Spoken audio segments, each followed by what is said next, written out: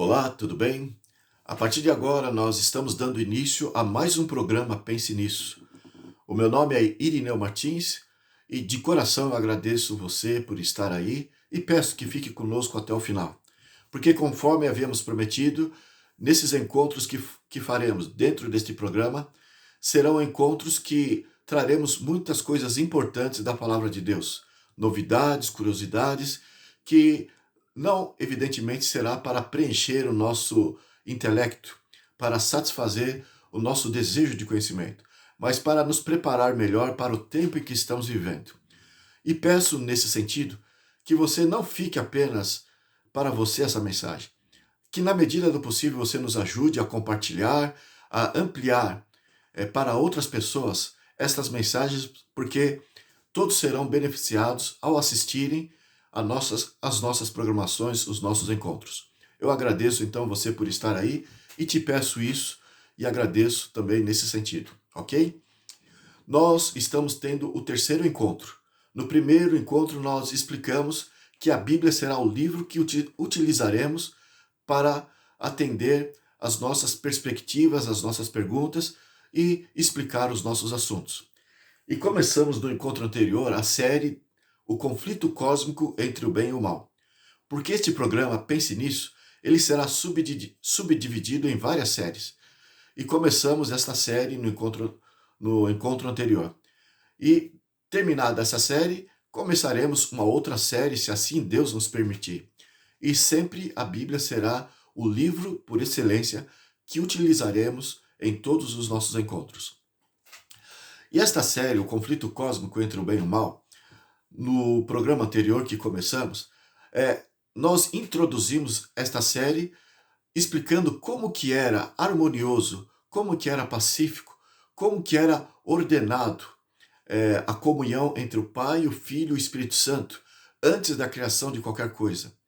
Se você tem dúvida a respeito dessa doutrina, a doutrina da Trindade, evidentemente, este encontro não é para provar isso.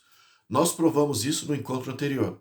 E o fizemos através de uma argumentação que não é comum se usar para provar a doutrina da Trindade. Tenho certeza que você, caso tenha dúvida a respeito, será muito bem esclarecido e será convencido de que a Bíblia nos apresenta um Deus triuno, um Deus subdividido em três pessoas distintas, que é o Pai, o Filho e o Espírito Santo. Então não fique na dúvida, não fique na incerteza. Busque assistir o programa anterior, O Conflito Cósmico entre o Bem e o Mal, número 1. E com certeza você será esclarecido sobre esse assunto. Mas, dando continuidade ao que tratamos no programa anterior, sempre um programa será sequente e daremos continuidade naquilo que foi falado anteriormente. Agora, eu gostaria que você entendesse o seguinte: os atributos da divindade, do Pai, do Filho e do Espírito Santo, estão em pé de igualdade com essas três pessoas. Os três são infinitamente onipotentes, infinitamente oniscientes e infinitamente onipresentes. Esses atributos, no Pai, no Filho e no Espírito Santo, estão no mesmo nível. Apesar da Bíblia destacar o atributo do Pai, aquele que é tido como Pai, como sendo o onipotente, a Bíblia destaca o atributo reconhecendo como o Filho, a segunda pessoa da Trindade, como sendo o Deus onisciente. E a Bíblia destaca o atributo da onipresença ao Espírito Santo, a terceira pessoa da Trindade. E apesar desses destaques, desses atributos, nessas três pessoas, é como eu disse aqui, todos eles possuem os mesmos atributos e no mesmo nível. Mas eu gostaria que você pensasse sobre o atributo da onisciência. É daí que vai valer a nossa programação de hoje. O fato é que a onisciência que Deus possui, às vezes nós não entendemos o que isso significa. Porque pensamos que a mente de Deus funciona como a nossa mente. Como funciona a nossa mente? Nós temos o passado, por exemplo, e do passado nós extraímos os pensamentos lembrando, memorizando aquilo que nós vimos, aquilo que ficou no passado e já não é mais. E com respeito ao futuro, nós ainda não vimos, então nós imaginamos, nós especulamos. E nós trazemos o futuro com base nesse tipo de esforço mental. E trazemos o passado também, de uma certa forma, através do esforço mental. Porque esses dois tempos, passado e futuro, para nós, são tempos abstratos. Foge da nossa realidade. A única coisa que está clara diante dos nossos olhos é o tempo presente. É aquilo que realmente podemos tocar e podemos vivenciar. E assim nós cometemos o erro de achar que a mente de Deus é desse jeito. Como se Deus estivesse preso a um presente. Porque em Isaías 9, verso 6, diz que Deus é o Pai da eternidade. Em São João, capítulo 1, os primeiros versos fala que todas as coisas foram criadas por Ele. Uma referência a Cristo, a Jesus, a segunda pessoa da Trindade. Tanto o citado de Isaías 9, verso 6, como esse de São João 1, dos versos 1 ao 3. Então, ele é antes de todas as coisas. Todas as coisas foram criadas por Ele. Mas também diz respeito ao Pai e ao Espírito Santo. Porque Jesus falou, o Pai não faz nada sem o Filho. E, enfim, tudo que o Pai faz, o Filho faz igualmente. A concordância entre um e outro na criação e na manutenção de todas as coisas é perfeita, é muito íntima e profunda. De maneira que a mente de Deus está infinitamente presente de uma forma que nós não podemos explicar. Deus não está preso ao tempo, porque Ele é o Pai da eternidade. Ele é o Criador do tempo. Lá no livro de Pedro, se eu não me engano é 1 Pedro capítulo 3, tem o verso que diz, e Salmos 90 também, diz que para Deus um dia é como 1000 anos, e 1000 anos para Deus é como um dia. Ou seja, para Deus o tempo não lhe faz diferença, porque Ele é o Pai da eternidade, está acima do tempo. Agora, entendendo este fato, o que isso quer nos dizer? Quer nos dizer que antes da criação de todas as coisas, conforme trabalhamos, explicamos no programa anterior, antes da criação de todas as coisas, tudo estava vividamente claro, em tempo real, na mente de Deus. Sempre todas as coisas são vistas por Deus nesse tempo real. É o presente que é vívido aos olhos de Deus. É por isso que Deus dizia, eu sou. Ele se apresentou para Moisés, apresentando esse tempo, esse verbo presente contínuo, que diz respeito à sua natureza, que cobre todos os tempos. Então ele não olha o passado com memórias, com lembranças do que passou. Tudo que passou é real aos olhos de Deus, como em tempo real é para nós, o presente. E tudo que há de acontecer também está no mesmo nível. Nada apanha Deus de surpresa. E Deus, quando eu me refiro, diz respeito ao Pai, ao Filho e ao Espírito Santo. Significa aí que a onisciência de Deus é o tempo real, o tempo presente. E para você ter uma ideia, a Bíblia fala que todas as estrelas espalhadas pelo cosmos, das bilhões e bilhões de galáxias, são incontáveis essas estrelas. Deus diz que Ele conhece todas elas e as chama pelos seus nomes. E em São Mateus capítulo 10, versos 30 e 31, Jesus falou que todos os fios de cabelo de nossas cabeças estão contados por Deus. De maneira que a mente de Deus é infinita. É incapaz de imaginarmos como pode ser isso. Cada molécula que seria criada, cada partícula, cada nêutron, cada átomo, cada elétron, enfim, minúsculo como seja, daquilo que existe no universo que Deus criou, tudo estava vividamente claro antes de serem criados. Desde o menor até as maiores estrelas, os maiores planetas, tudo estava claro diante de Deus.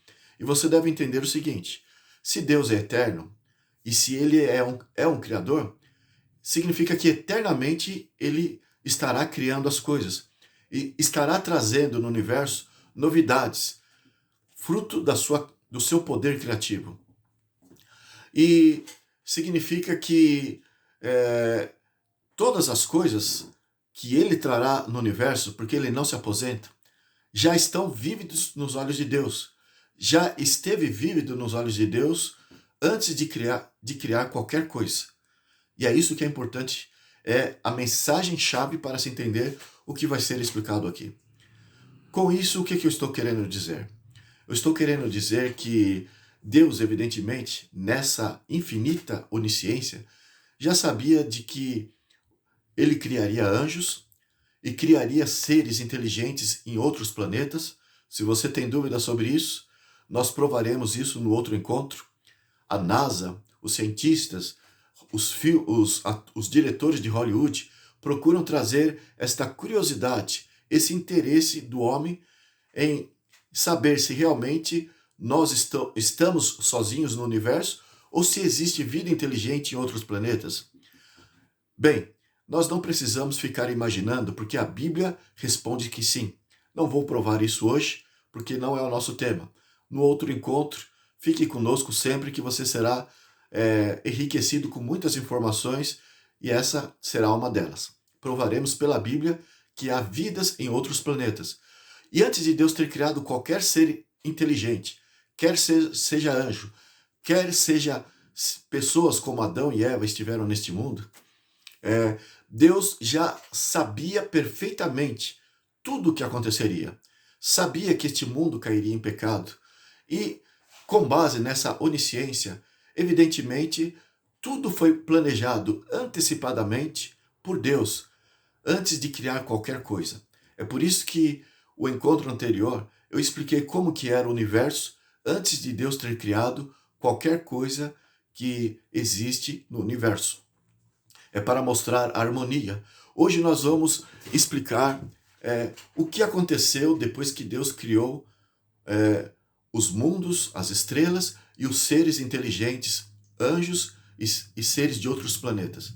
O que aconteceu para que viesse à existência o mal, para que viesse o conflito contra o bem, um elemento estranho na criação de Deus. E vamos mostrar, provar pela Bíblia, por que nós dizemos que Jesus é um anjo. Muitas pessoas rejeitam terminantemente esta ideia de que se Jesus é o Criador, isso se prova para essas pessoas, então a tendência dessas pessoas é rejeitar que ele seja um anjo. Porque um anjo, de fato, é um ser inferior ao Criador. É uma criatura de Deus. Mas nós provamos que a segunda pessoa da Trindade, Cristo Jesus, é o Criador. Mas vamos provar neste encontro que ele também se fez como uma criatura. E vamos explicar o porquê. E é isso o melhor deste tema, em falar sobre a forma de Cristo como anjo. O porquê que ele se tornou anjo é o mais importante desse assunto. E vamos provar aqui que este anjo Miguel apontado na Bíblia, a Bíblia fala de um anjo Miguel. Por que nós dizemos que este anjo Miguel é Cristo Jesus? Então vamos agora explicar o assunto que nós preparamos para este encontro. E nós vamos esclarecer essas dúvidas, essas questões interessantes para o nosso conhecimento, importantes também para o nosso conhecimento, ok? Enfim, o fato é que na onisciência, Deus, sabendo que tudo seria criado, Deus sabendo o que iria acontecer, cada detalhe, cada milímetro, cada centímetro da história deste mundo, sempre está patente aos olhos de Deus. Você pode imaginar o que aconteceu. A Bíblia nos dá direito de imaginarmos e nós vamos tratar em um encontro exclusivamente para provar que Deus deixou margens para que nós possamos deduzir daquilo que ele colocou na Bíblia. Vai ser um encontro que vai explicar só sobre as deduções que Deus nos deixou, dado ao fato de ser muito óbvio. Coisas que Jesus na Terra, colocava assim: o que te parece? Principalmente quando ia expor uma parábola. O que te parece? Então, Deus na Bíblia nos dá margens para deduzirmos, mas nunca realmente num terreno escuro. Ele primeiro prepara o terreno. Ele deixa muito óbvio para então fazer a pergunta: o que te parece? E é com base disso que nós vamos também começar a explicar o que aconteceu depois de Deus ter criado os planetas, as estrelas e os seres vivos espalhados pelo universo. Mas antes, eles fizeram uma reunião, o Pai, o Filho e o Espírito Santo. E eles, na harmonia, na concordância que um tem para com o outro, eles planejaram tudo antecipadamente. E nós podemos entender o seguinte: todos os seres criados precisariam ver que Deus é aquele que tem poder para manter todas as coisas. Porque as criaturas que são menores em conhecimento, que são aprendizes de Deus, as criaturas precisavam aprender com Deus, com o Criador. Então, os anjos estavam ali na presença de Deus. E havia seres inteligentes em outros planetas. Como que eles reverenciariam o Criador? Se diante dos olhos deles não tivesse uma imagem que despertasse respeito. Deus então planejou, antes de criar, o Pai, o Filho e o Espírito Santo, eles planejaram no encontro, numa reunião especial entre eles, planejaram que um deveria manter uma imagem de Todo-Poderoso, aquele que faz com que todos tenham certeza que ele tem poder, é o onipotente, e ao mesmo tempo que desperta um certo temor e, consequente disso, uma certa reverência.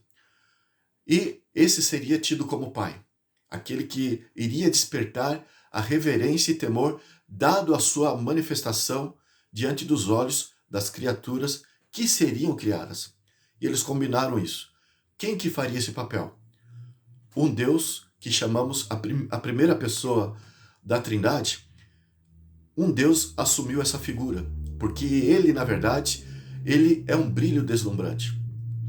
Você encontra isso manifestado para nós como um protótipo, como um modelo daquilo que se vê no céu.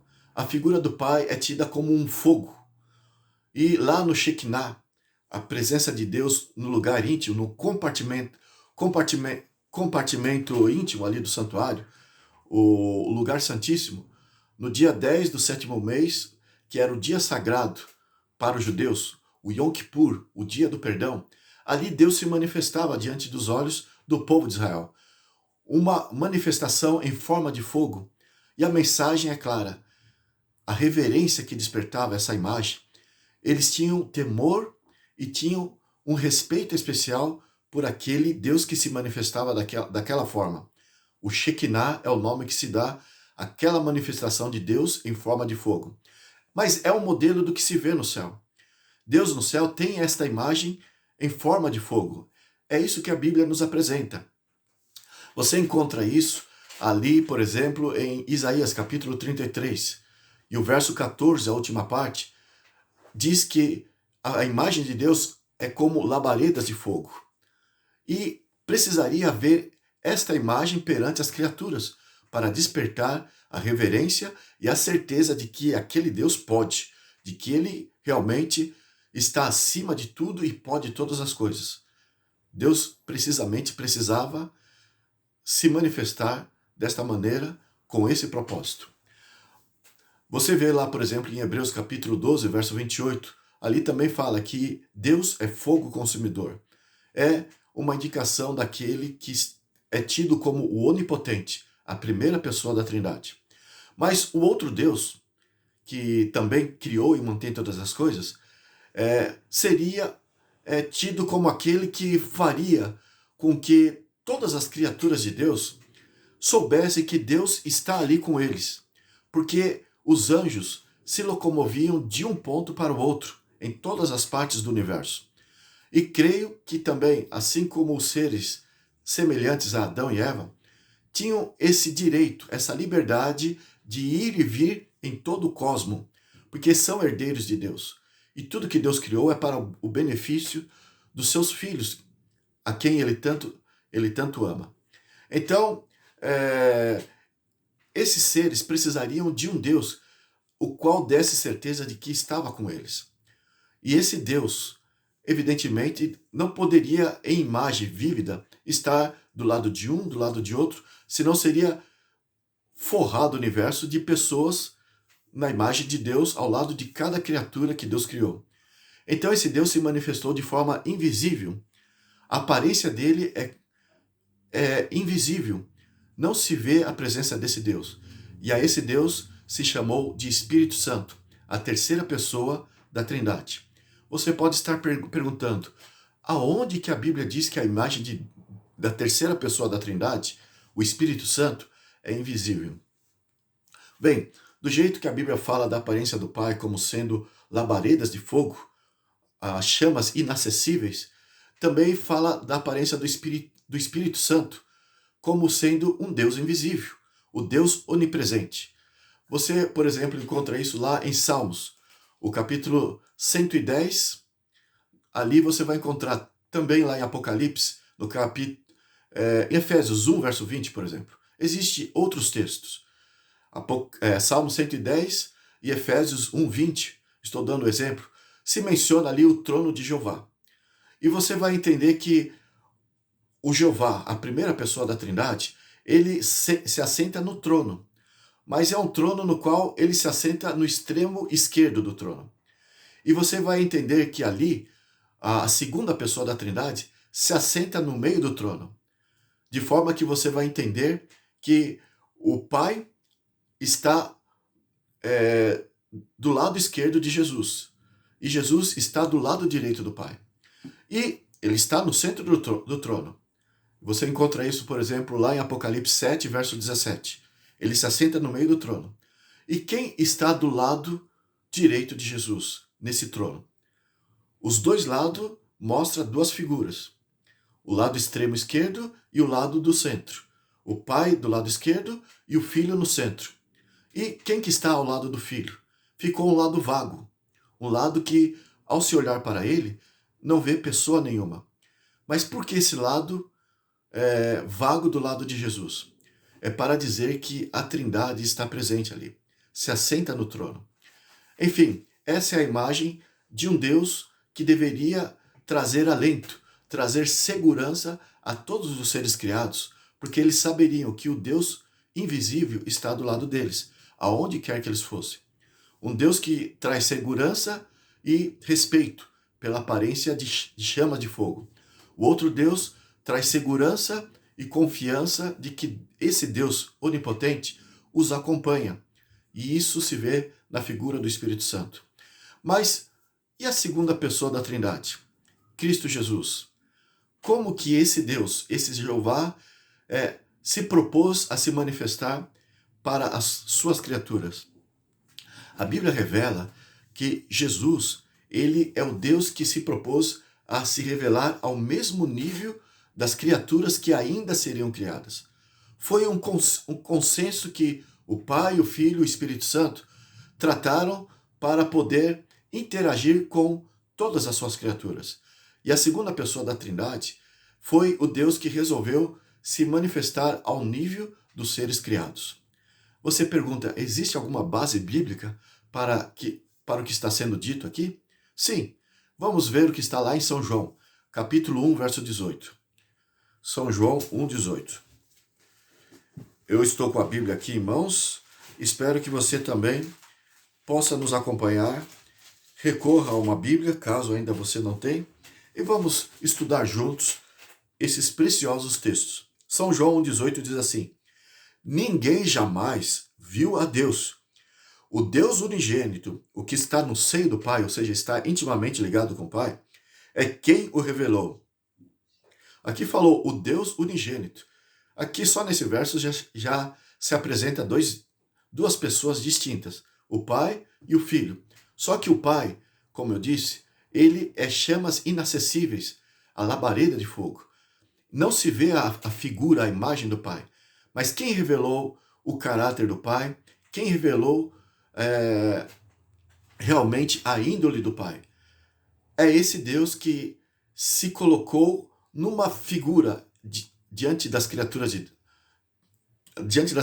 que ele também criou, o Pai e o Espírito Santo criaram, é aquele Deus que se colocou diante deles numa estatura semelhante às criaturas.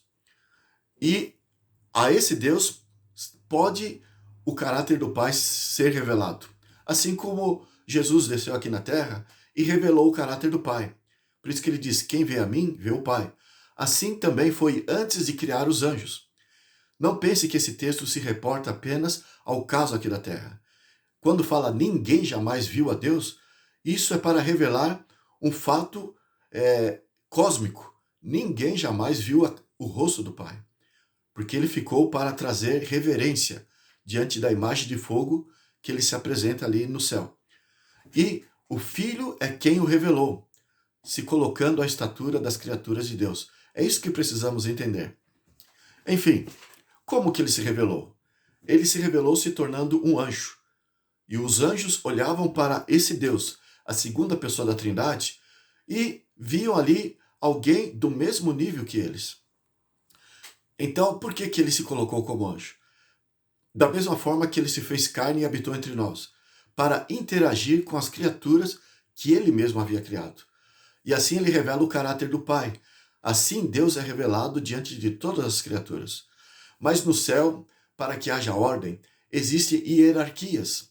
Existem graduações, de anjos simples aos mais poderosos, aos oficiais de Deus, porque a paz e a harmonia funciona de forma organizada, e a hierarquia é preciso existir para isso.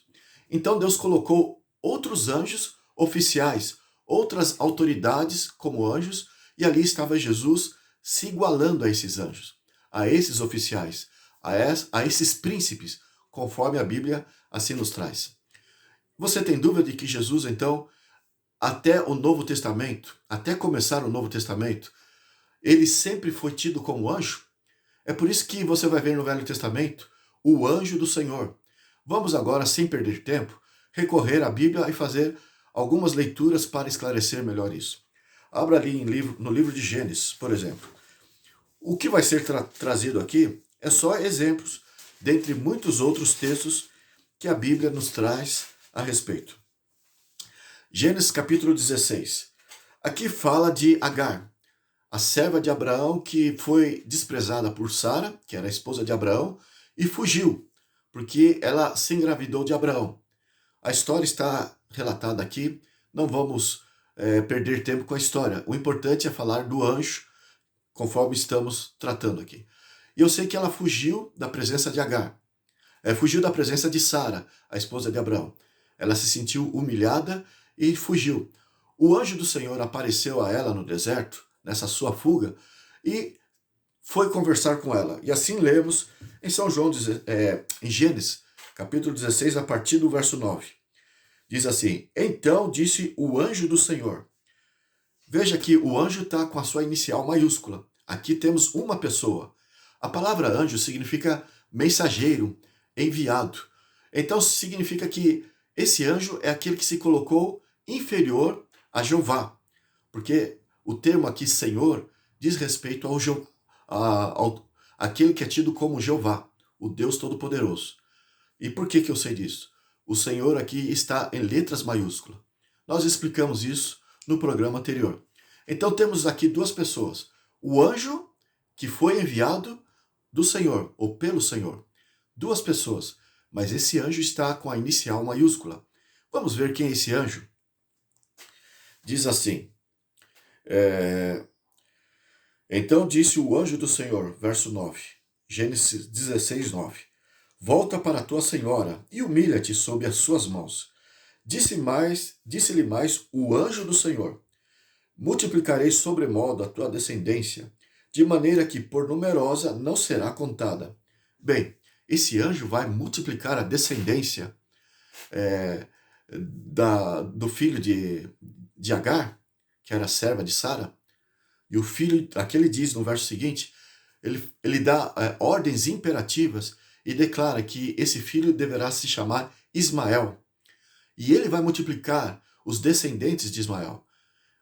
Nenhum anjo tem autoridade e poder comissionado por Deus para essa tarefa. E esse anjo aqui é tido como Jeová, é o Senhor. Veja o verso 13, capítulo 16, verso 13. Então ela, Agar, invocou o nome do Senhor. O Senhor maiúsculo significa Jeová. Mas quem é esse Senhor que ela invocou o nome? Diz assim: então ela invocou o nome do Senhor que lhe falava.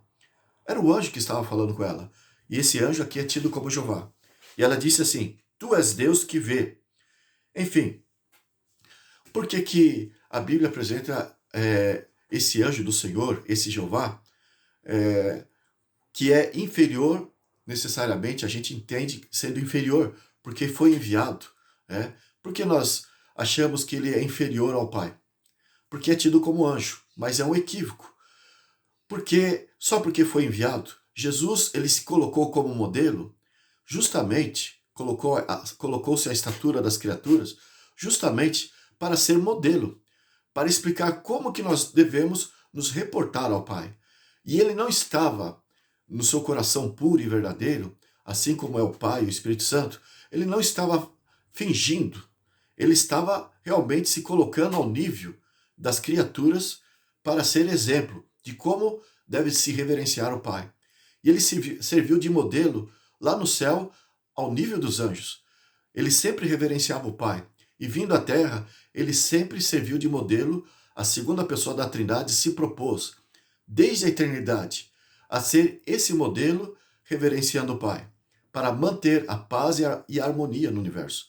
É por isso que na terra, tendo se tornado carne, ele se reportava ao Pai.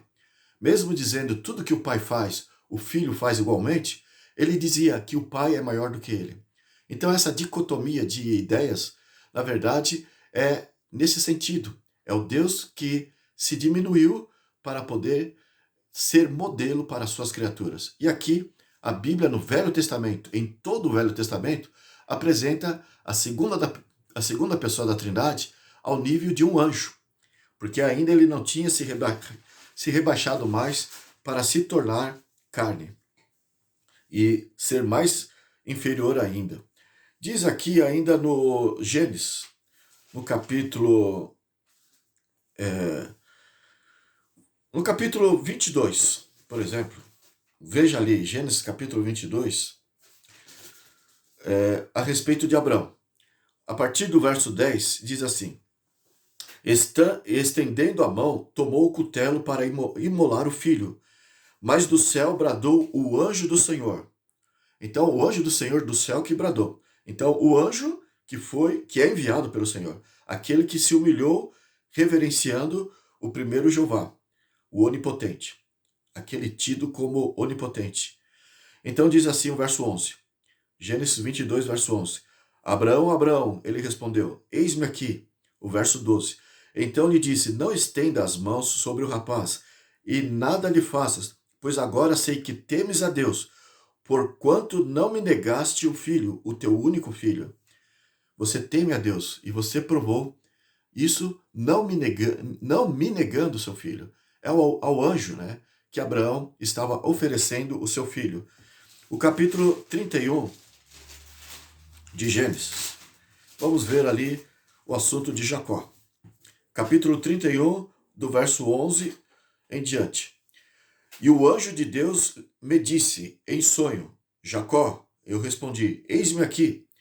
E ele continuou, Jacó estava tendo sonho. E ele continuou, levanta-te agora os olhos e vê que todos os machos que cobrem o rebanho são listados, salpicados e malhados, porque vejo tudo o que Labão te está fazendo. Eu sou o Deus de Betel, onde ungiste uma coluna, onde me fizeste um voto.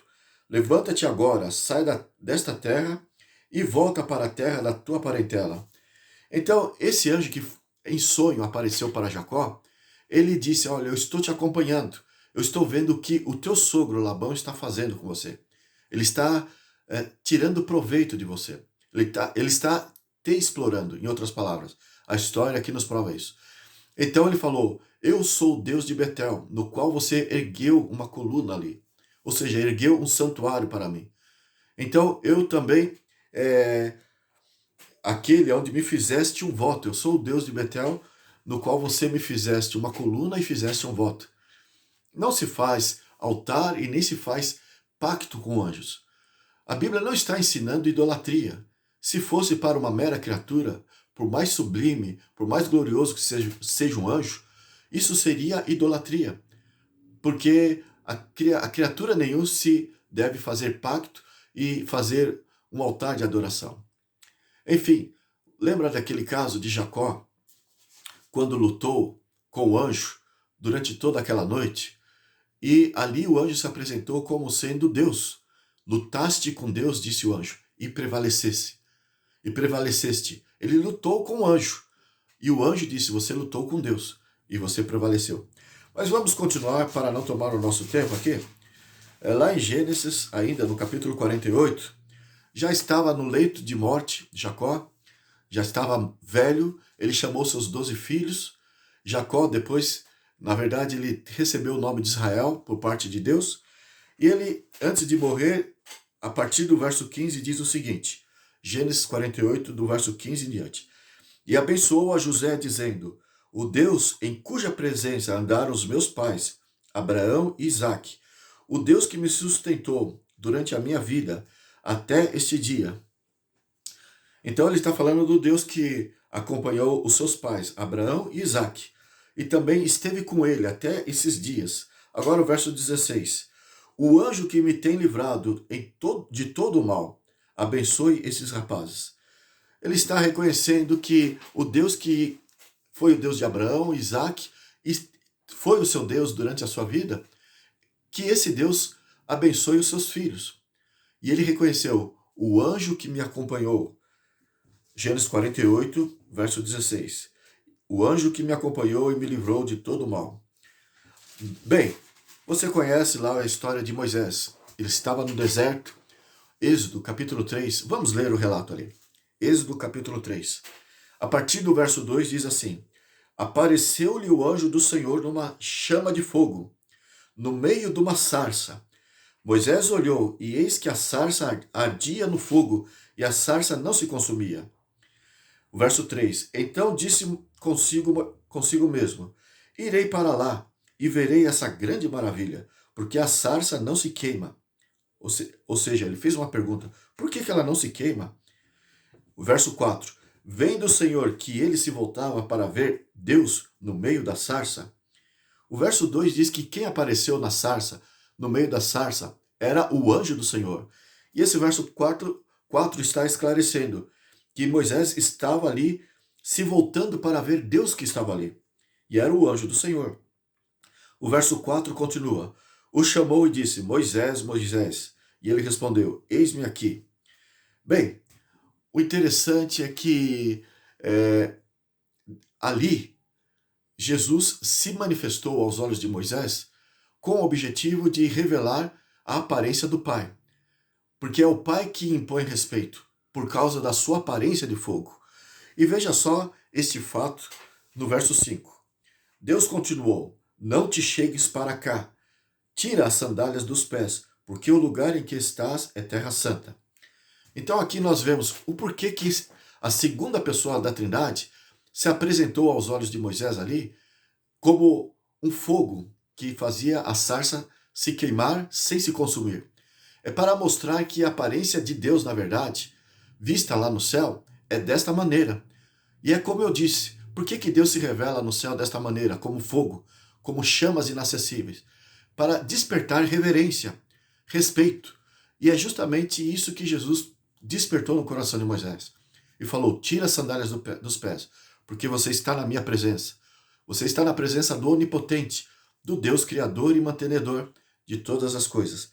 As chamas de fogo têm essa finalidade perante as criaturas de Deus. E o verso 6, continuando, diz assim, disse-lhe mais, eu sou o Deus de teu pai, o Deus de Abraão, o Deus de Isaque e o Deus de Jacó. A essas alturas, Jacó já havia falecido e agora ele incluiu aqui Jacó entre os fiéis do passado. O verso 6 continua, Moisés escondeu o rosto porque temeu olhar para Deus. A chama de fogo estava ali e o propósito de Deus era despertar justamente esse tipo de reverência. Agora, o verso 13 e o verso 14 do mesmo capítulo 3 de Êxodo diz assim, disse-lhe Moisés a Deus, eis que quando eu vier aos filhos de Israel e lhes disser, o Deus de vossos pais me enviou a vós outros, e eles me perguntarem, qual é o seu nome? Que lhes direi? Moisés queria saber qual nome ele diria a respeito desse Deus que o enviou. O verso 14 diz, disse-lhe Deus a Moisés, eu sou o que sou. Disse-lhe mais, assim dirás aos filhos de Israel, eu sou, me enviou a vós outros. Percebeu aqui o verbo presente contínuo, que, na verdade, eu expliquei a princípio, aqui diz respeito a todos os atributos, principalmente a onipresença e, a onisciência e a onipotência. Esses atributos especiais de Deus são revelados nessa palavra. Não é algo que aconteceria preso a um tempo. Sempre é, e sempre foi, e sempre será. O eu sou. Enfim, Jesus, quando esteve na terra, ele foi ridicularizado pelos sábios da terra, os príncipes, os sacerdotes, fariseus. E numa dessa ocasião, Jesus, vendo que eles duvidavam da sua natureza divina, Jesus disse, na verdade eu vos digo que antes que Abraão existisse, eu sou. Ele usou o mesmo termo usado aqui para com Moisés, porque esse anjo que se manifestava aos homens tratava-se de ser o próprio Jesus. Veja, lembre-se do texto, ninguém jamais viu a Deus, é o Filho unigênito é quem o revelou. Isso desde que o céu, os seres celestiais passaram a existir. Aquele que fez com que o mundo fosse criado e fez com que Adão e Eva olhassem para aquele Deus que passeava no jardim, é Jesus. E depois que criou todas as coisas e no sábado descansaram, conforme Deus estabeleceu na criação, lá em Jó capítulo 38, dos versos 1 ao 6, fala que o Deus com todas as estrelas, ou seja, com todos os anjos, todos os seres criados, e Adão e Eva ali presente, eles fizeram um encontro de adoração, um encontro cultico de louvor e adoração ao Criador Pai. E ali Cristo, sendo Deus Criador, estava ao nível dos anjos, junto com os anjos e Adão e Eva, celebrando o Criador, e ele ali estava servindo como modelo de criatura, sendo ele mesmo o próprio Deus. Enfim, vamos entender o que aconteceu para começar a rebelião no céu, o conflito cósmico entre o bem e o mal. Na verdade, Deus criou anjos para lhe darem assistência, para não que houvesse necessidade de ajuda, mas para alegrar e para que o cosmo, o universo fosse povoado. Deus é amor e o amor gosta de compartilhar o que tem. Então Deus fez criaturas para compartilhar benefícios, alegrias que ele pode trazer aos seus filhos. E Deus, na sua visão de ordem, colocou anjos e estabeleceu hierarquias. E houve um anjo chamado querubim, chamado Lúcifer no céu. E ele era um anjo querubim. E o que é um anjo querubim? É aquele que guarda. E o que ele guarda lá no céu, no caso, lá desde o princípio? Ele guardava a Constituição de Deus. E qual era a Constituição de Deus? Na época, antes da existência do mal, a Constituição de Deus era o amor vertical, ou seja, o amor das criaturas para com o Criador. E também o amor horizontal, o amor mútuo entre todas as criaturas. E Lúcifer tinha esses esclarecimentos, esses ensinos, de forma especial das labaredas eternas. E o anjo que estava ali, na presença de Deus também, que era Jesus, participava dessa mensagem de amor junto com Lúcifer. Eu posso imaginar Lúcifer aprendendo mais e mais sobre o amor da parte de Deus e saindo feliz da presença de Deus e indo a todos os mundos e indo a todos os anjos e todos os seres inteligentes aprendiam dos ensinos de Lúcifer aquilo que Deus havia passado para ele. Era nesse sentido que ele cobria, ele guardava no sentido de acolher em seu coração e participar com as criaturas inteligentes de Deus espalhadas por todo o vasto universo. Mas acontece que, num determinado momento, Deus chamou aquele outro anjo, a segunda pessoa da Trindade, e tratou em uma reunião especial para criar mais um planeta, o nosso sistema solar.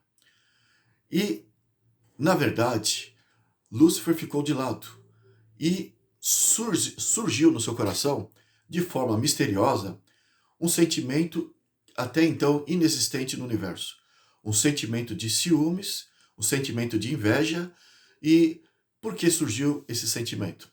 Isso surgiu porque Deus, sendo amor, ele permitiu desde o princípio que suas criaturas pensantes tivessem decisões ou o poder de escolha, o livre-arbítrio. O amor não aprisiona. E Deus deixou que eles pensassem e fizessem escolhas em cima do que pensaram.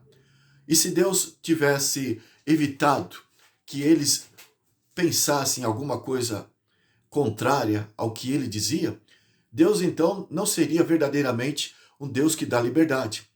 Ele estaria camuflando a liberdade. Ele estaria sendo um Deus falso nesse sentido. Mas para provar que realmente, no seu amor, ele concede a liberdade, evidentemente, ele concedeu a liberdade de escolher um caminho diferente do proposto por ele, mesmo sendo até então um caminho inexistente. E na mente de Lúcifer foi que acendeu misteriosamente este outro horizonte, esse outro caminho.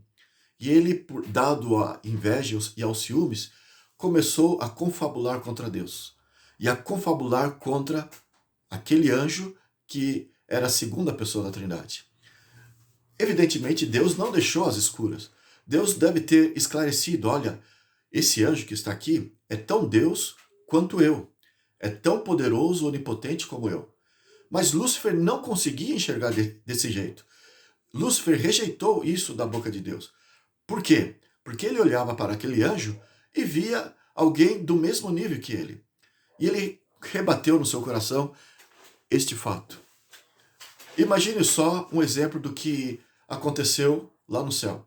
Quando Jesus esteve aqui na terra, no mesmo nível dos seres humanos, não foi esse o motivo de rejeitarem a ele como sendo Deus? Dessa forma aconteceu no céu. Lúcifer olhava para aquele anjo e do jeito que aconteceu na terra, Lúcifer também acariciou pensamentos dizendo: isso não é verdade. Você não é Deus e eu não acredito no que as labaredas eternas estão dizendo. E ele começou a achar que Deus era arbitrário, que Deus, de forma injusta, estava acolhendo um anjo e rejeitando ele. Por que aquele anjo e não ele? E assim foi crescendo o antagonismo, a oposição a Deus. E ele foi alimentando isso de forma que agora, ao visitar outros planetas, visitando seres inteligentes que o amavam, ao visitar outros anjos que o amavam, ele era amado por todo o universo. Ele agora aproveitou da simpatia que ele gozava dos anjos e começou a trazer uma mensagem, então, diferente. Ele dizia que Deus era arbitrário, que ele tinha feito aquilo, havia escolhido o outro anjo. Todos os demais anjos haviam aceito a declaração de Deus a respeito de Jesus de bom grado. Eles se curvaram perante aquele anjo, porque o Pai havia dito. Mas Lúcifer começou a abrir a mente dos anjos de uma forma nova. Em São João 8, verso 44, Jesus diz que Satanás é o pai da mentira. Satanás é o título que esse anjo recebeu posteriormente. Mas como que surgiu a mentira? Se esse Lúcifer, aquele que traz a luz, aquele que anuncia a luz, se ele falasse para os anjos que ele tinha ciúmes, que ele tinha inveja, ele seria repelido, ele seria rejeitado. Então, para acobertar esse sentimento, ele começou a dizer mentiras e começou a ganhar um público a seu favor. E ali ele fez a sua primeira campanha política, a primeira campanha política do universo. Tentou ganhar o universo a seu favor. Enfim, que tristeza, aquele anjo que saía da presença de Deus e saía para falar bem de Deus. Você pode imaginar, por exemplo, Moisés, quando teve um contato íntimo com Deus durante muito tempo, ele desceu do Monte Sinai. O seu rosto brilhava como o sol. Ele precisou cobrir o rosto para poder falar com o povo de Israel, Podemos então tirar daí o fato de que Lúcifer, quando saía da presença de Deus, ele deixava um rastro de luz, porque ele levava consigo a glória de Deus. Mas agora, esse anjo de bondade, que falava bem de Deus, agora o acusava. E começou a acusar o pai, acusou o filho que estava ali como anjo, um anjo especial. E ele começou a acusar os anjos que se simpatizavam pelo filho, que não aceitavam os seus argumentos. E ele começou a acusar, acusar e acusar. E ele é tido na Bíblia como acusador. Os termos diabo significa, o termo diabo significa adversário e Satanás significa inimigo. Mas ele se tornou o arqui-inimigo, o chefe dos inimigos. E ele conquistou uma boa parte dos anjos do céu. A Bíblia chama de a terça parte dos anjos, Apocalipse, no capítulo 12, a partir dos versos 1, fala que ele conquistou a terça parte dos anjos, dado as argumentações capciosas que ele apresentava ali, embasadas em mentiras. Até que tem um texto de Amós que diz assim: pode, porventura, duas pessoas em desacordo andarem juntas? Evidentemente que não. Então, por que o universo estava em harmonia? Por que todos eles viviam em paz, em amor? Porque eles estavam em concordância, olhando o lado inverso desse texto. Eles concordavam, o amém é sagrado. Não havia mentira, e como consequência de não haver mentira, não havia desconfiança. Não havia, então, o porquê um se opor ao outro. Tudo que um ser santo, um ser perfeito falava e contava para um outro ser, o outro aceitava de bom grado e abraçava aquela informação, aquele ser que trouxe aquela informação, e ficava feliz por aquela nova informação. Então a paz reinava. E agora, pegando esse texto do jeito que ele nos traz, podem duas pessoas em desacordo andarem juntas? Olhando o seu lado real, significa que quando há desavença, contrariedade em pensamentos, em propósito, não tem mais como conviver, e aí esse anjo que se rebelou contra Deus teve que ser expulso. Ele e todos os seus simpatizantes. Um grupo de anjos, um grupo enorme de anjos, foram expulsos do céu. Bem, vamos ver essa história de acordo com o que a Bíblia nos diz? Vamos recorrer lá em Isaías. Veja lá Isaías, capítulo 14. Vamos fazer rápido as nossas considerações para termos tempo em colocar todos os nossos tópicos aqui. Isaías 14, verso 12 diz assim: como caíste do céu, ó estrela da manhã, filha da alva, como fosse lançado por terra, tu que debilitava as nações. O texto se aplica a uma realidade na terra, mas de forma poética é apresentado aqui para nos esclarecer o que houve no céu, como começou o conflito no céu. E tu que debilitavas as nações, trazendo para essa realidade espiritual, significa que ele foi em todos os lugares, todos os planetas, e ele corrompia agora a verdade de Deus.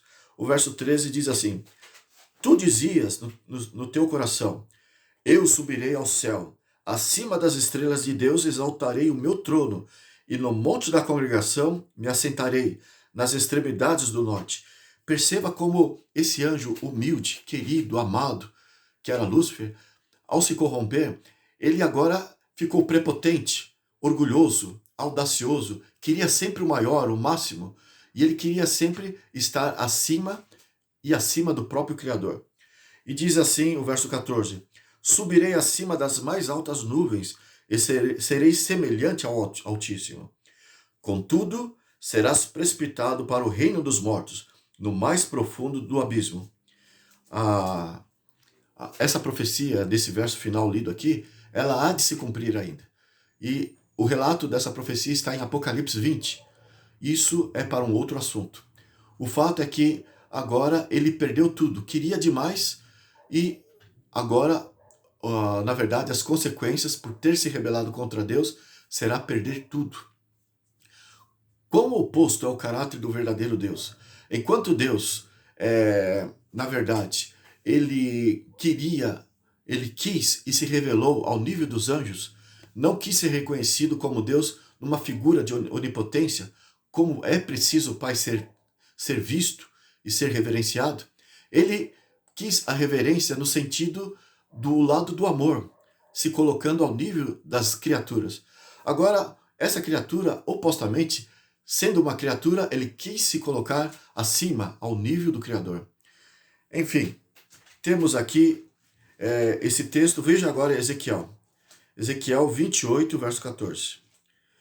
Ezequiel 28, verso 14, continua a narrativa da história, ou seja, é a mesma história, mas diz assim: Tu eras querubim da guarda ungido, e te estabeleci, permanecias no monte santo de Deus, no brilho das pedras andavas, porque as pedras onde ele se locomovia no céu brilhavam, pela glória inacessível, pelas chamas inacessíveis que estavam ali. Em outras palavras, é o modo de dizer que ele estava próximo àquele que é tido como o Todo-Poderoso, o Pai. E aqui ele tinha esse privilégio. O verso 15 diz assim: Perfeito eras nos teus caminhos, desde o dia em que foste criado, até que se achou iniquidade em ti. A informação que temos desse verso nos revela que Deus não cometeu erro algum ao criar Lúcifer. Mesmo ciente como é, a onisciência dele, sabendo que tudo aconteceria, Deus fez ele perfeito, desde o dia em que foste criado, até que, no seu exercício de livre-arbítrio, ele resolveu escolher o lado oposto ao lado de Deus. E o verso 16 diz: Na multiplicação do teu comércio se encheu o teu interior de violência. Significa que ele vendeu as suas ideias, como um comerciante faz. Ele passou as suas ideias naquela aflição de que todos acolhessem. Então, isso foi multiplicando no seu coração e com mentiras que ele foi acariciando, que ele mesmo passou a acreditar no que ele pensava. E na multiplicação do seu comércio, das suas ideias, dos seus interesses pessoais, o seu coração foi se tornando mais violento. O ódio foi aumentando e ele foi crendo mais na sua missão. E assim ele foi se tornando um opositor declarado. E qual foi a consequência disso? O verso 16 continua: E pecaste. Significa aqui que ele pecou finalmente contra o Espírito Santo. Em São Mateus capítulo 12, dos versos 30 ao 33, se eu não me falho a memória, ali Jesus disse assim: Todo pecado será perdoado, mas aquele que peca contra o Espírito Santo, esse jamais será perdoado. Significa que, quando fala que ele foi se tornando violento até que finalmente pecou, diz respeito ao pecado contra o Espírito Santo. Ele passou a linha de retorno. Ele ultrapassou a capacidade do livre-arbítrio que ele possuía. Por quê? Passando a margem estabelecida por Deus, os limites estabelecidos por Deus, a criatura perde a capacidade de escolha. Não tem mais oportunidade de escolha e nem mesmo ela quer escolher voltar para Deus. O coração se petrifica de forma oposta àquilo que era antes. Enfim, o que aconteceu quando chegou a esse ponto?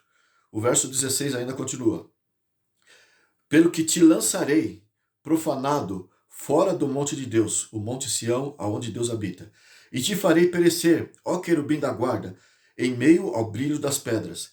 O verso 17 continua: Elevou-se o teu coração por causa da tua formosura, corrompeste a tua sabedoria por causa do teu resplendor. Lancei-te por terra, diante dos reis te pus para que te contemple. Então, ele cresceu por causa do brilho, pelo motivo de ser muito poderoso. No entanto, ele fez mau uso do seu livre-arbítrio. Vamos agora a Apocalipse capítulo 12. Uma outra narrativa sobre este ocorrido no céu. Diz, a partir do verso 7, Houve peleja no céu. Miguel e seus anjos pelejaram contra o dragão. Também pelejaram o dragão e seus anjos. Todavia não prevaleceram, nem mais se achou no céu o lugar deles. E foi expulso o grande dragão. Esse termo dragão aqui já mostra o caráter dele corrompido, desse anjo, Lúcifer. Porque dragão, dentro da mitologia dos antigos povos, trata-se de um monstro que provoca terror e pavor. E aqui Deus apresenta ele já nessas qualificações. Então houve peleja no céu. Miguel e seus anjos pelejaram contra o dragão. Também pelejaram o dragão e seus anjos. Verso 8. Todavia não prevaleceram, nem mais se achou no céu o lugar deles. Verso 9. E foi expulso o grande dragão, a antiga serpente. A referência aqui, nesse livro escatológico, o Apocalipse é para o tempo do fim, mas ao falar aqui, foi expulso a antiga serpente, é um indicativo de que aquele poder que enganou, se disfarçando de serpente no jardim do Éden, e trouxe a raça humana à ruína, é o mesmo poder que agora utilizará os mesmos meios para enganar toda a humanidade. E é por isso que diz assim, e foi expulso o diabo e Satanás, o sedutor de todo mundo. Algumas versões falam aquele que engana todo mundo. E diz assim, sim, foi atirado para a terra, e com ele os seus anjos. Mas uma coisa eu gostaria que você entendesse. Se os anjos estavam ali no céu, aprendendo diretamente por Deus, não conseguiram resistir à argumentação daquele anjo oficial de Deus, e eles se perderam junto com esse anjo, eu te pergunto, quanto mais você e eu, ou qualquer ser humano, se nós não estivermos alicerçados na palavra de Deus, bem esclarecidos no assim diz o Senhor, nós somos vítimas muito fáceis, presas fáceis desse inimigo. E ele está aqui neste mundo. E agora, sem conhecimento da Bíblia, nós não temos a menor chance. Seremos enveredados pelos seus enganos. Veja agora, capítulo 12, verso 12, o que diz. Por isso, festejai, ó céus, e vós os que neles habitais. Ai da terra e do mar, pois o diabo desceu até vós, cheio de grande cólera, sabendo que pouco tempo lhe resta. Ele está irado e ele cresceu em conhecimento suficiente para enveredar a humanidade que vive no tempo da ciência, a humanidade da tecnologia, do conhecimento, do saber. Ele consegue, nesses últimos dias, arrastar toda a humanidade nos seus engodos. É por isso que dependemos da palavra de Deus, conforme Jesus falou em São João 5,39. Enfim, vamos continuar aqui. Nós havíamos dito que vamos explicar que Miguel é Jesus, é o anjo que se apresentou no Velho Testamento até então, antes de se tornar carne e ter nascido conforme o Novo Testamento nos apresenta. Por que esse anjo é Miguel? Veja, aqui nós estamos vendo, por que Miguel, quer dizer, esse anjo é Jesus? Veja, aqui nesse texto, nós vimos que somente Miguel, com a sua frota de anjos, enfrentou o opositor no céu, que é Satanás. O fato é que Deus tem vários príncipes, várias autoridades. E a Bíblia apresenta este anjo Miguel apenas como sendo um dos príncipes.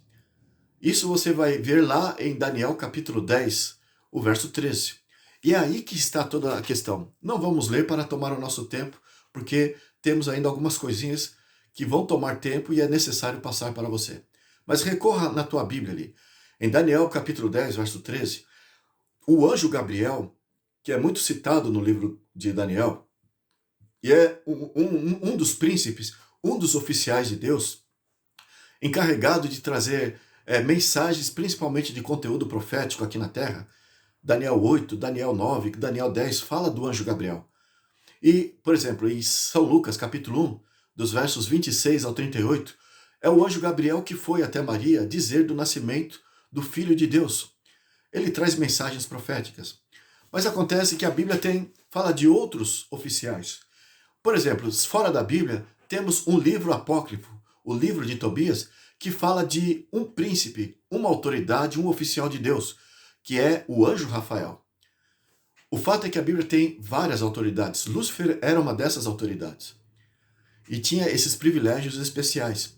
Acontece que Miguel, a Bíblia apresenta como também sendo uma das autoridades.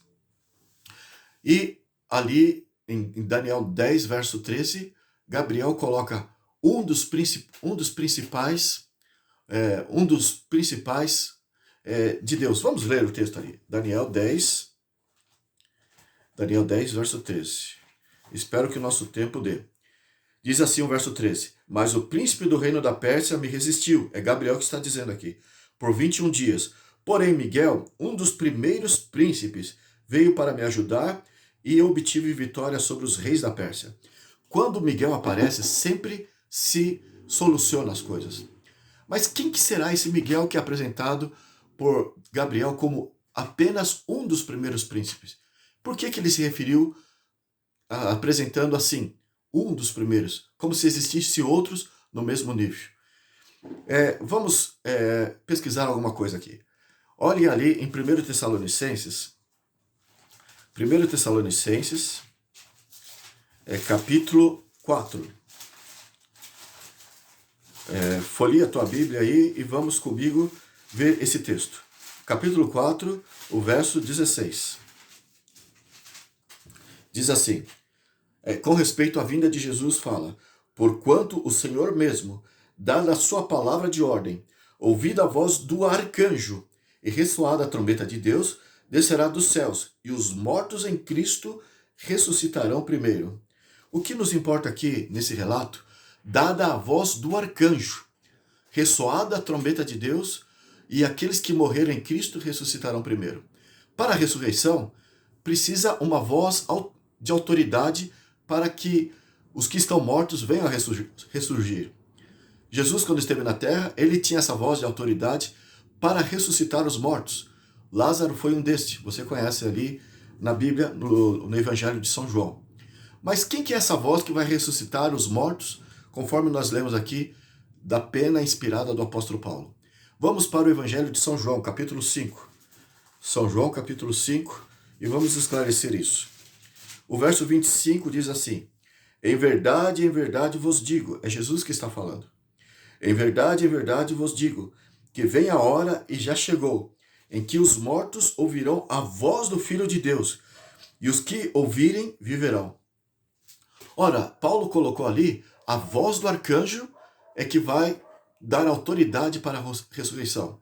E aqui no Evangelho de São João, Jesus mesmo está dizendo, e chegará o momento em que ouvirão a voz do Filho, do Filho de Deus, e aqueles que morreram ressuscitarão. Aquele arcanjo citado por Paulo, Jesus diz aqui, é ele mesmo. É ele que virá e com a sua voz de autoridade trará a vida àqueles que morreram. Veja, a palavra arcanjo, o arque aqui, antes do anjo, significa o chefe dos anjos. Aquele que tem autoridade máxima. O arqui-inimigo é o chefe dos inimigos. Quando você fala o arcebispo, do grego arque, significa o chefe dos bispos. Então a origem dessa palavra é uma indicação da autoridade maior. Dada a voz do arcanjo, o chefe dos anjos, todos eles ressuscitarão. Quem que será esse chefe dos anjos? Vamos lá em Mateus capítulo 24. Mateus capítulo 24. Vamos explorar a Bíblia conforme nós havíamos prometido no encontro anterior e nós estamos fazendo isso.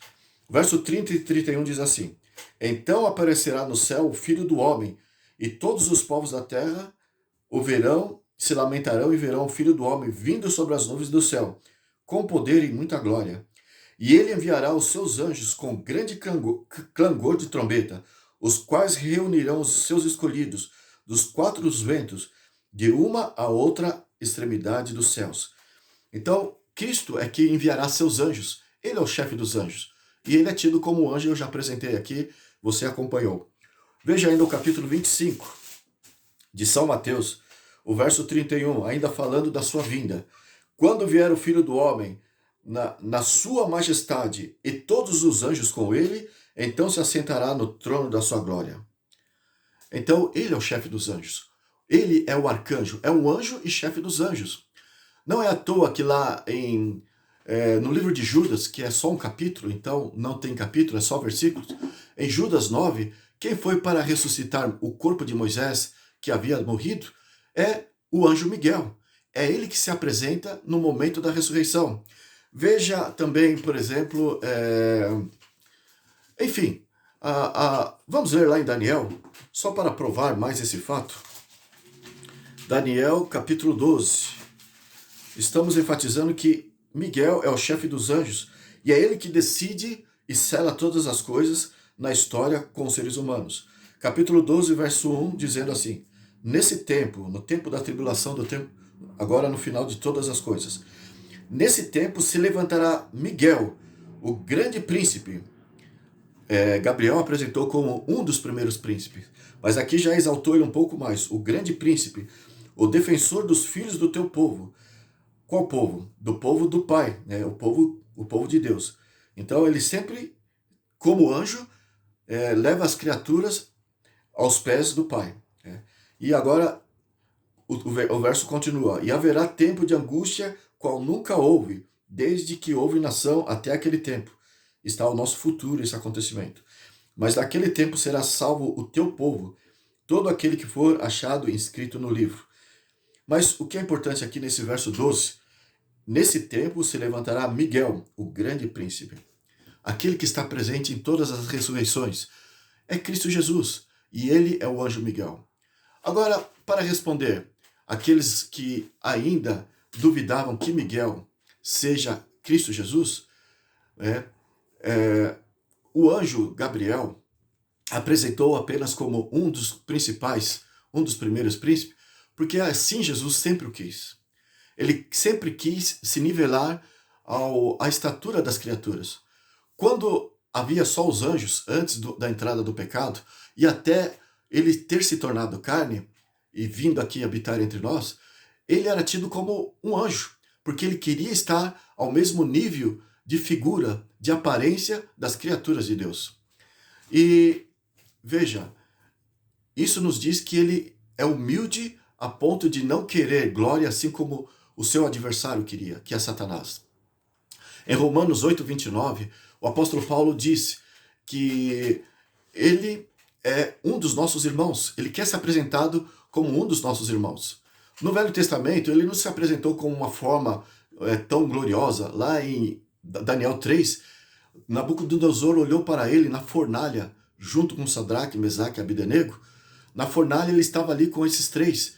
E Nabucodonosor se referiu a ele apenas como a imagem de um dos deuses. Era uma pessoa como se fosse um deus que estava ali, mas ao nível de uma pessoa. E assim você vê lá em Daniel 7, por exemplo, ele se apresenta como o filho do homem. A aparência dele era como homem. Então, isso é depois que ele nasceu, o relato de Daniel 7, cresceu, viveu, morreu, ressuscitou e foi para o céu, e ele agora está no santuário celestial e se apresenta como se fosse um homem. Ele, em São Marcos, capítulo,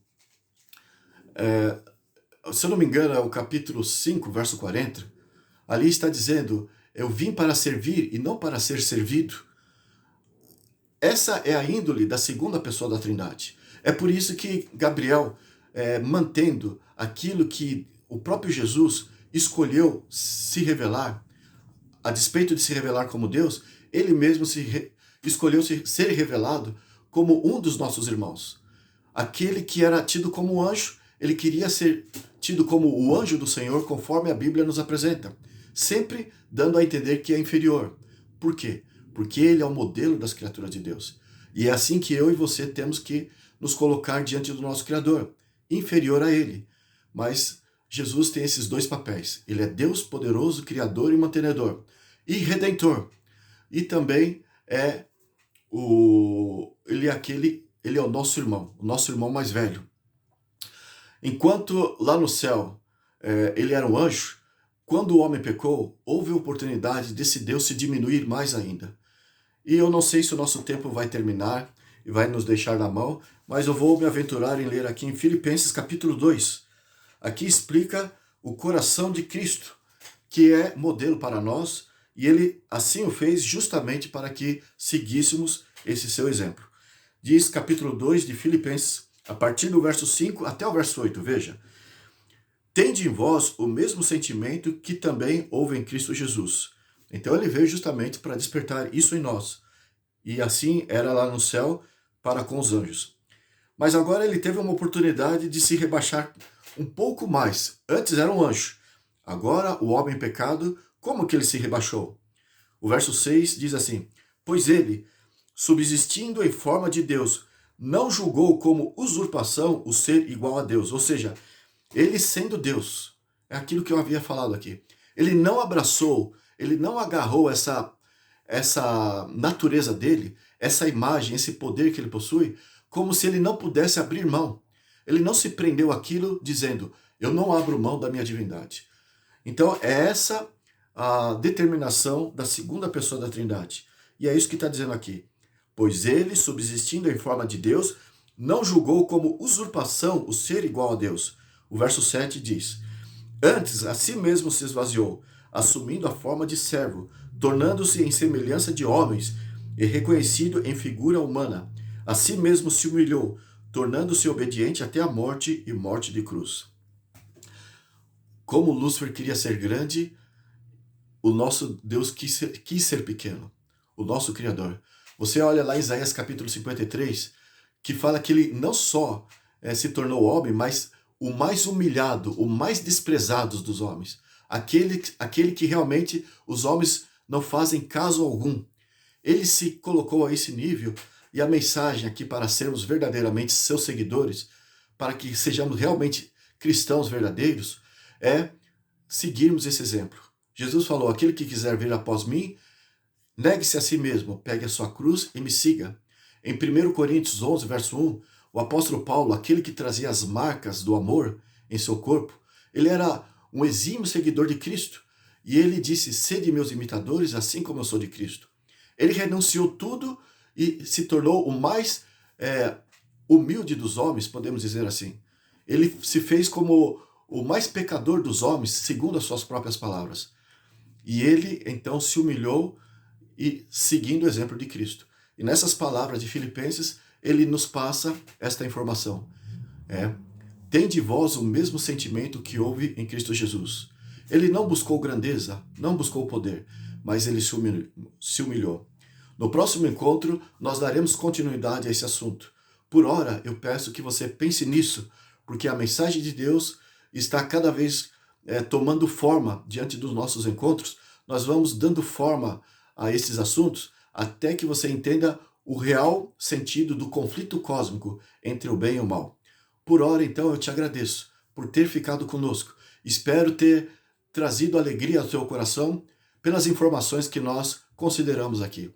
Eu tenho certeza, eu creio que foi benéfico para você. Participe com outras pessoas, que todos possam ter o privilégio de conhecer essas verdades e crescer mais em conhecimento com respeito ao caráter puro e amoroso do nosso Criador. Muito obrigado por esse encontro e não esqueça, pense nisso. Muito obrigado e até a próxima.